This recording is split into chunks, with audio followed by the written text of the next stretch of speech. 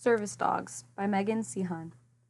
Types of service dogs: allergy alert, autism assistance, diabetic alert, medical alert, mobility support, psychiatric service, and seizure response. Allergy alert dogs. Allergy alert dogs alert their owner when a life-threatening allergen is nearby. They can detect a small amount of residue or dust, alert their handler, and thus help avoid contact. These service dogs often wear a vest that has pockets containing their handler's medical information or medication. This vest should read, in event of emergency, check pockets.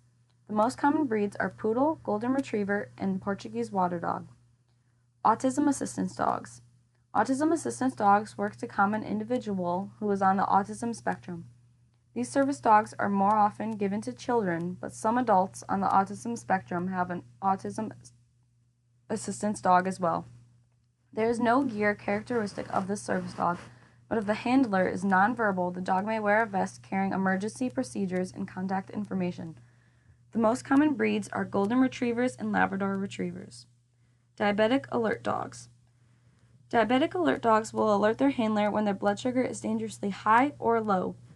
They can alert their handler, which would allow them to take steps to return their blood sugar to normal.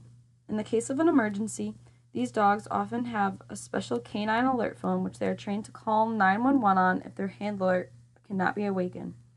The most common breeds are Golden Retriever, Labrador Retriever, and Poodle. Medical alert dogs. A medical alert dog will alert their handler if there are any dangerous physiological changes. These changes may be related to blood pressure or hormone levels. It is a dog's remarkable sense of smell which allows them to detect these changes in a human's body. The most common breeds are Labrador Retriever and Golden Retriever. Mobility support dogs. A mobility support dog is used to counterbalance their handler who has a disability causing them to struggle with balancing. These dogs will open and close doors, retrieve dropped items, and help complete other daily chores. A mobility support dog most commonly wears a specially fitted harness that allows them to safely assist their handler. These service dogs are required to be larger in size due to the tasks in which they complete.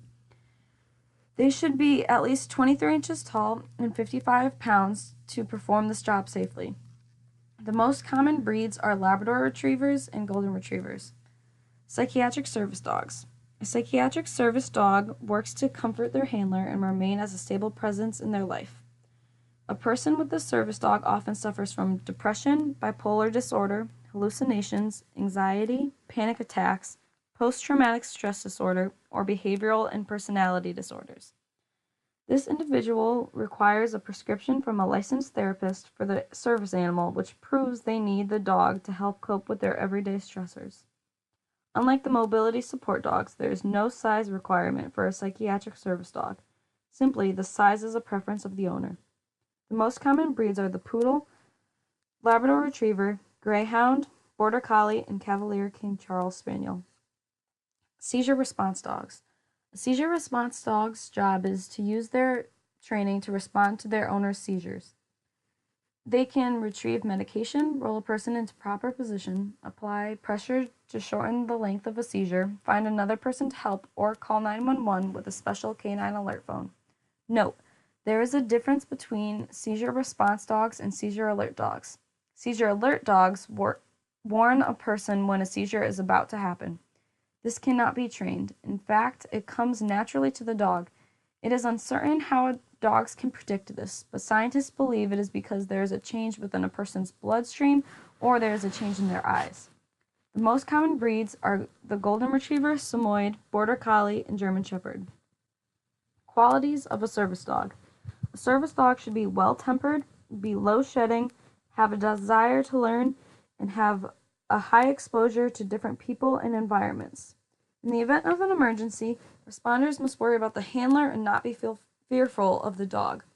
The dog must be socialized and calm around new people, new places, and high commotion. They must also have the ability to follow basic commands like sit, down, and stop. The more complex commands such as hand signals. Lastly, a service dog should have the ability to understand they are working animals and must stay focused even around various distractions.